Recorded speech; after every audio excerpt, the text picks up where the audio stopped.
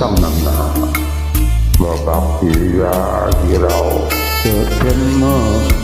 มิตรเมาเขาเอาจนว่าลืมผู้สาวมักเขาสั่งคอยเบาชีวิตเป็นอยู่รอบบ้านเมาเช้าเมาเย็นวันใดเนี่ยก็มีการกินเหล้าไปกาแฟน้องเฝ้าเมาให้คนเขาเห็นน้ำบ่เคยอาบไปมองไกลก็ถูกกินเหม็นพูดเราพอสอบพอเส้นก็ได้เห็นพอกินบ่เศร้าเมาได้เมาดีเพราะเอาดีกรีเป็นหลับคนที่คอยมัก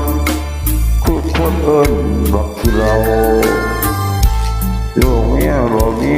ก็ย้อนจังสิไผสิมาเอามันเป็นหัวหมากหลับเท่า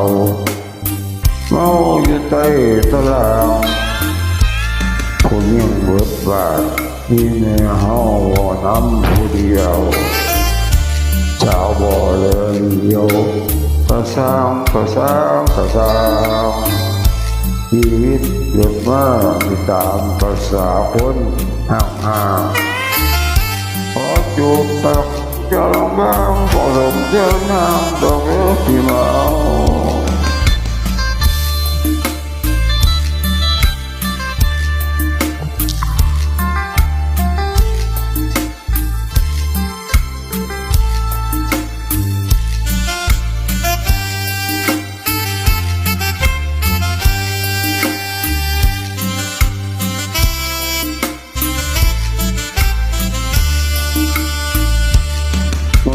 เราดี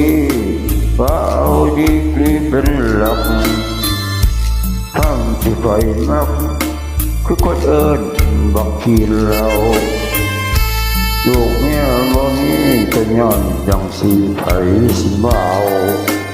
มันเป็นหมูหมาแบบที่เท่าเมาอยู่ใต้ตารางโอ้ยังเบิดบาทมีแม่เฮาเว้าน้ำผู้เดียวเจ้าบ่เลยเดียวก็สร้างชีวิตเกิดมาด้วยตามภาษาของคนมาพอจูบปากเจ้าบางบ่สมเกี่ยวน้ำดอกเด้อที่มา